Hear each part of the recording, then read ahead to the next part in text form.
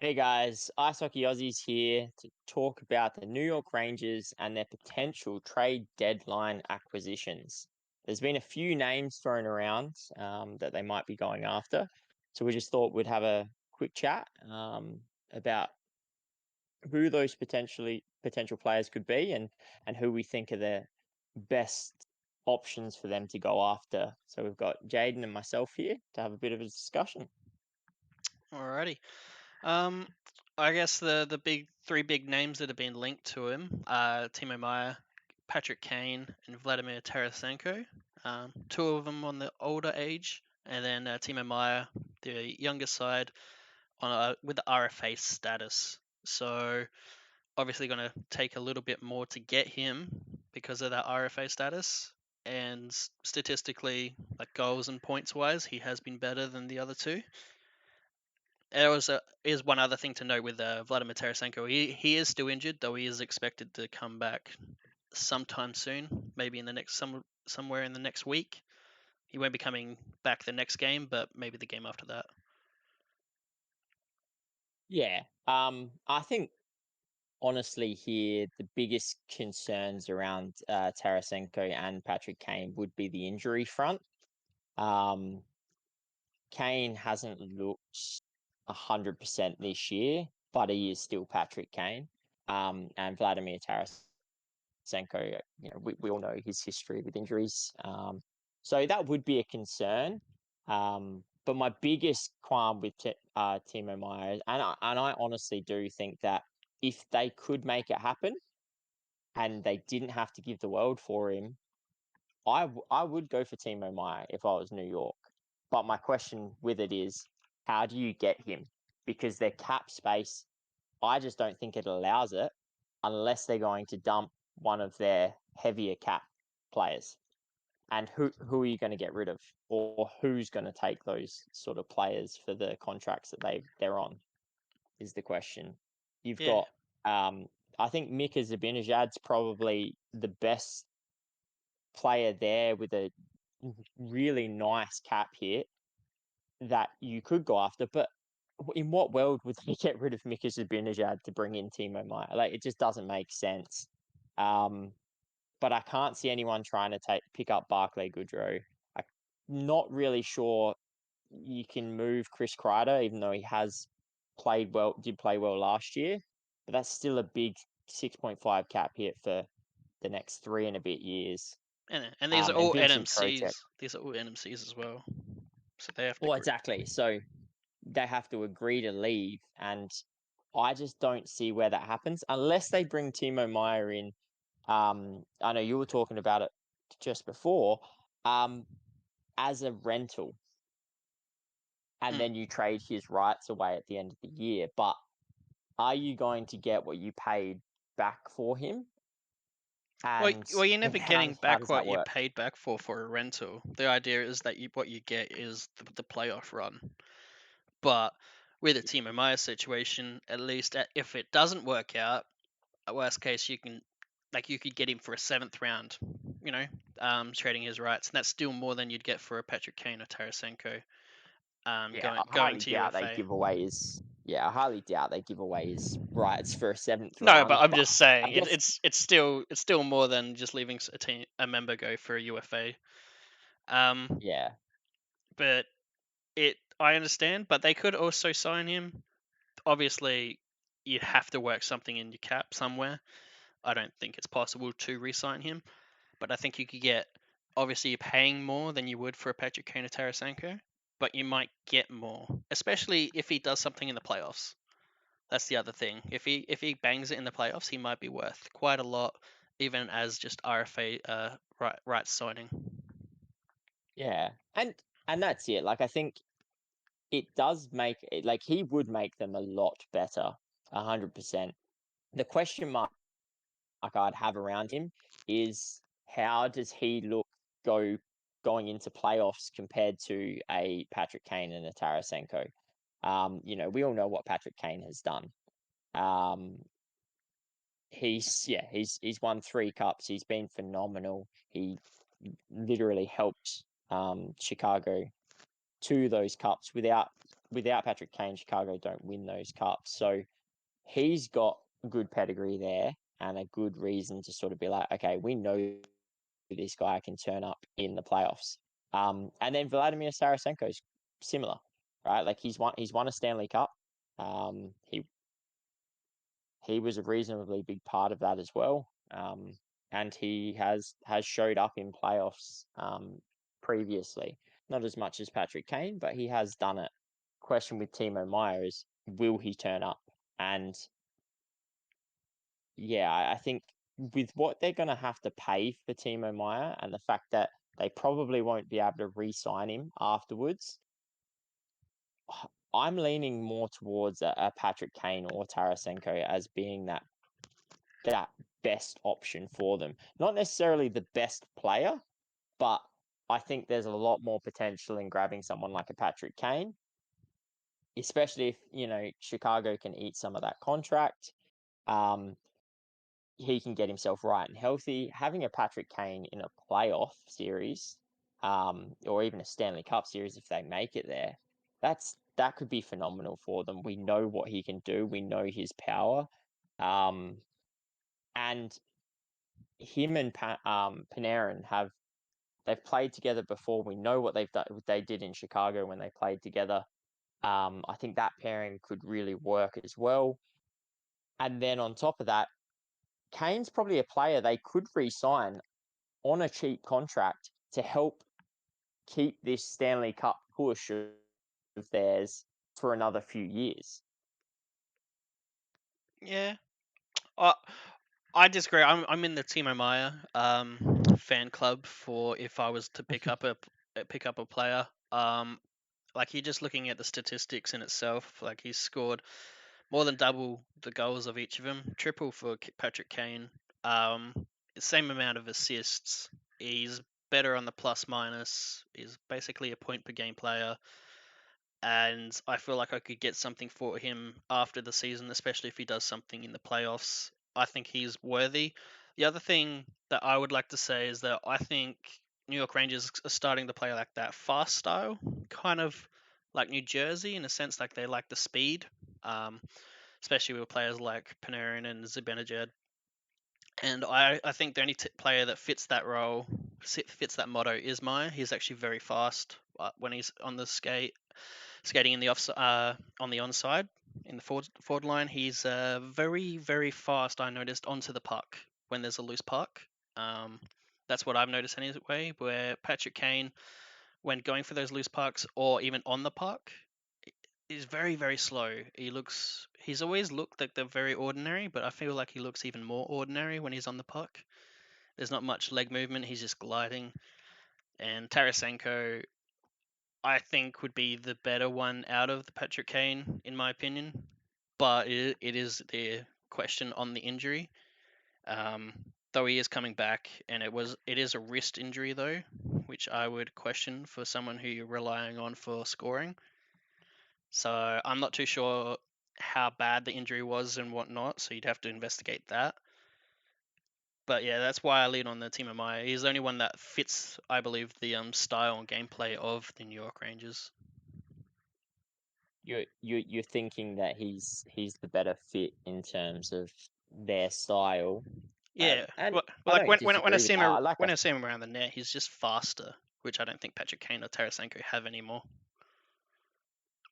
Yeah, and like I said, at the start, like he's the player I would be going for. The only the only thing that hesitates and makes me say go for a Kane or even a Tarasenko over him is more uh the fact that he's coming in as an RFA. You're able to re-sign him, but the Rangers aren't going to be able to re-sign him. So you're going to get him in. He's going to cost a lot more than a Patrick Kane and a Tarasenko. Um, and then you've got to try and move him and move his rights. And it'll be tough because teams are going to know that they can't physically sign him. So they can't even take him to arbitration because I think his arbitrary rights are like 10 million or something anyway for the year. but they can't physically fit that in their cap anyway. So the Yeah. teams are going to know that. Teams are going to know that the Rangers are pretty much handcuffed here. So my issue with it is, if I'm the Rangers, do I want to be giving up um, 2 first-round picks, prospects for Timo Meyer when we can't extend him? Because that's the thing. San Jose are going to be looking at trading him to a team that wants to extend him, because that's where they're going to get the most value out. I don't think the Rangers are going to be like, yeah, we'll take him for the re-signed RFA that you think he's going to be, and that cost, because they're going to lose probably 2 first-round picks and prospects. There's the potential that Alexis Lafreniere is included in that trade at some point.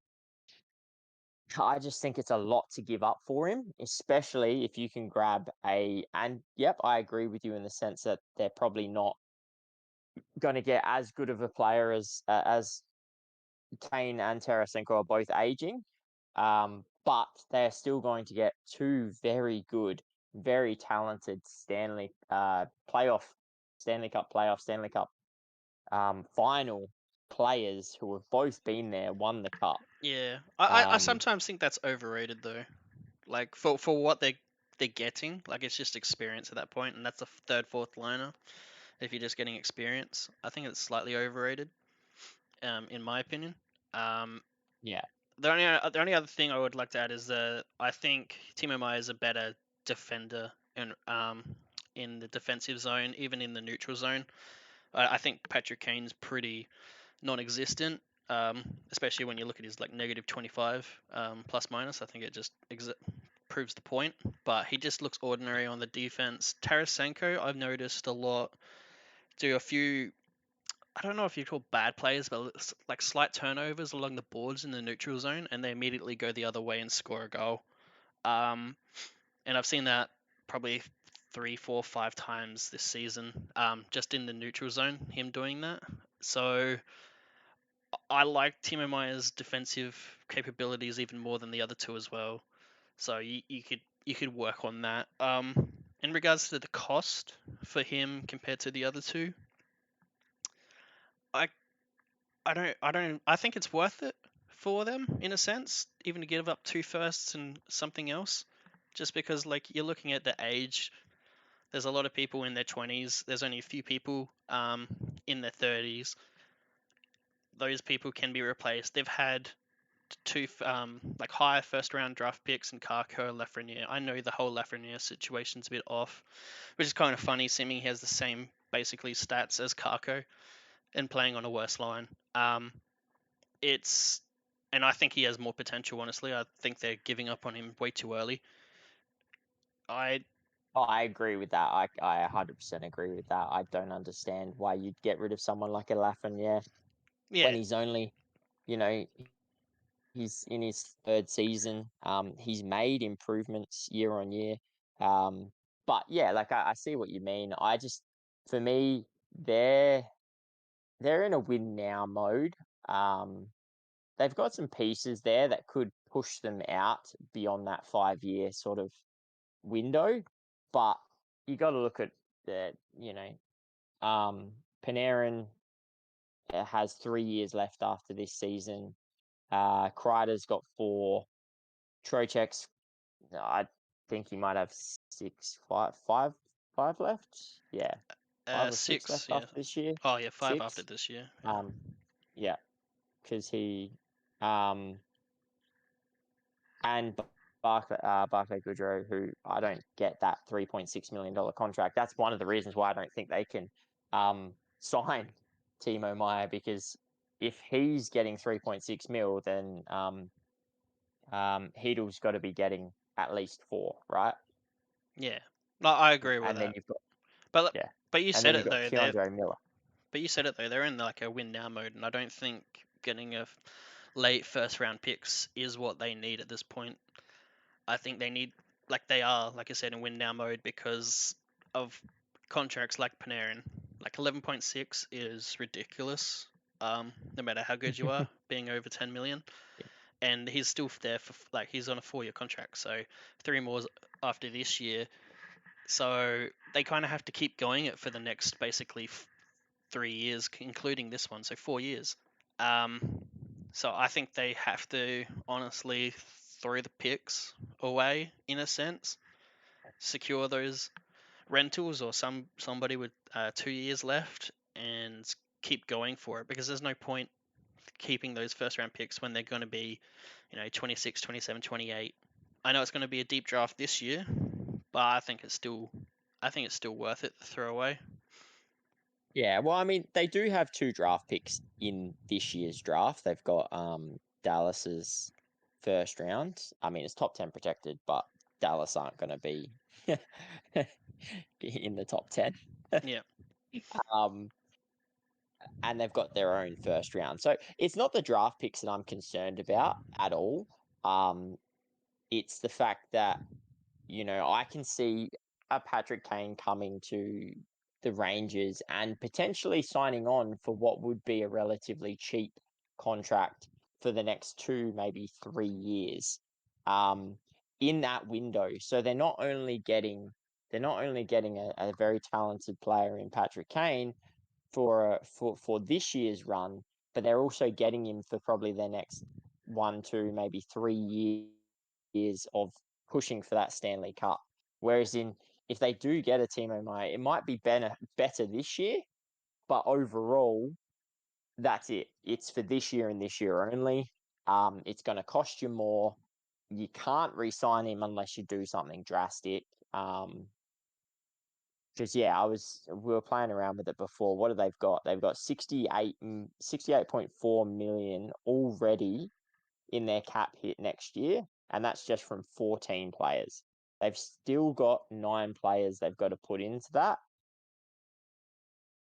and you've got the likes of Keandre Miller and Heedle, who, like Keandre Miller is basically one of their best defenders this year. He's 6th in their points production, as well as being a fantastic defensive defenseman.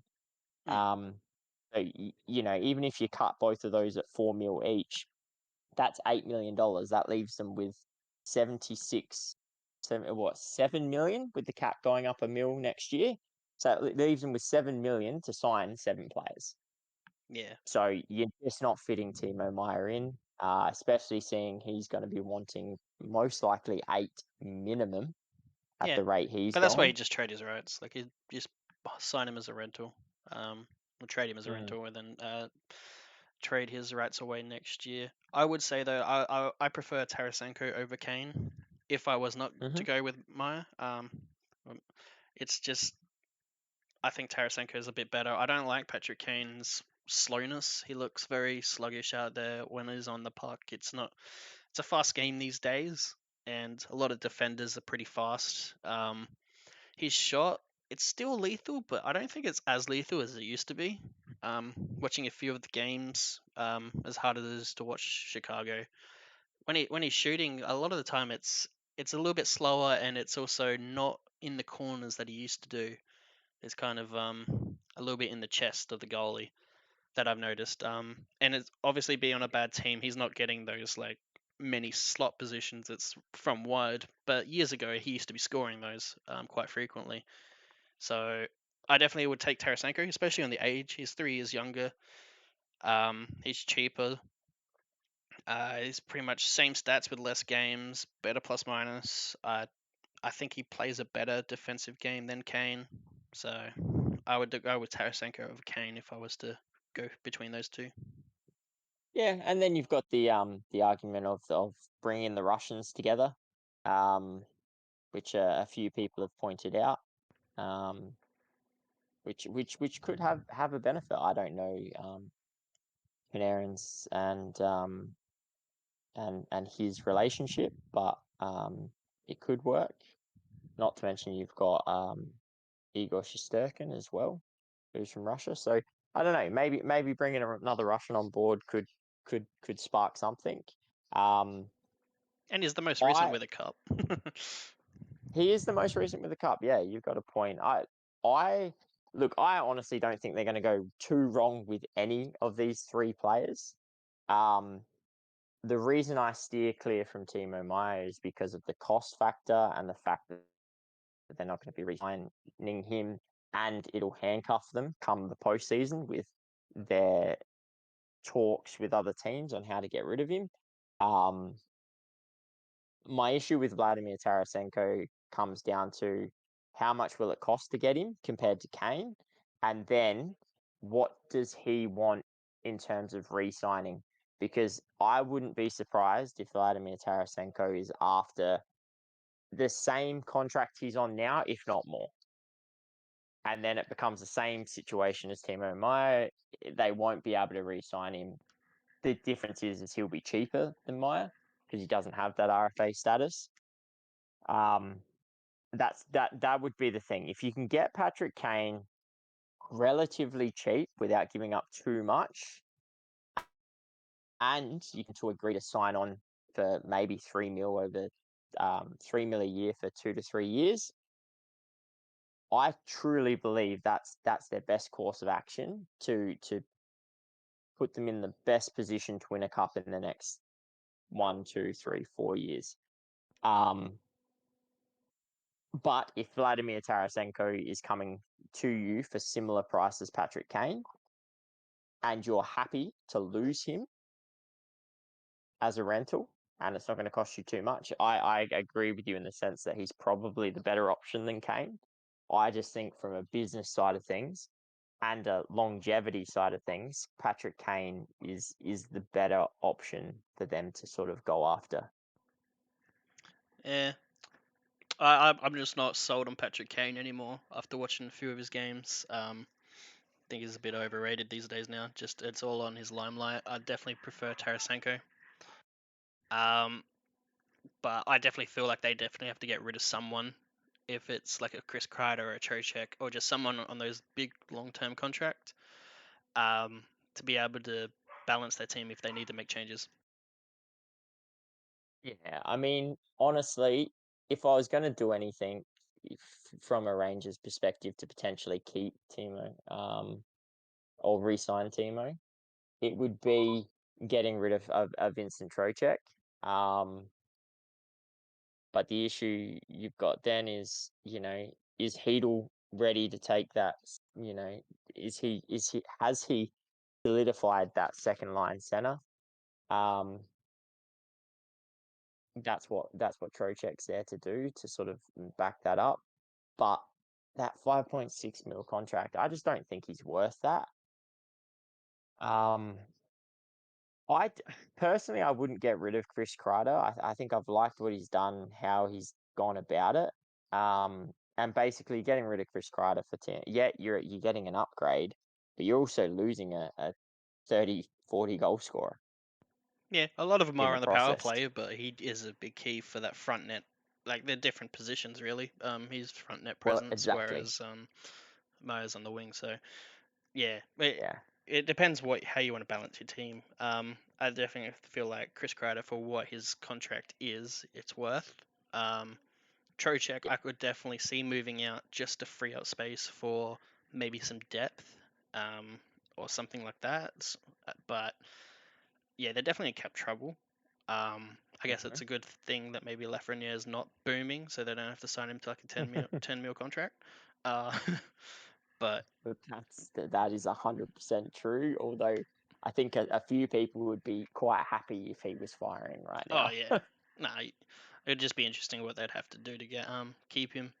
But if I was to Yeah. rank him at the moment, I'm a big Timo Meyer fan, so it'd be him at number one, Tarasenko at number two, and then Kane at number three for me. If I was going to get a rental or possibly a buy and resign. Yeah, I think I'm pretty much the flipped version of that. But mine's just purely, it's not based on who I think is the better player currently. It's more on a business decision.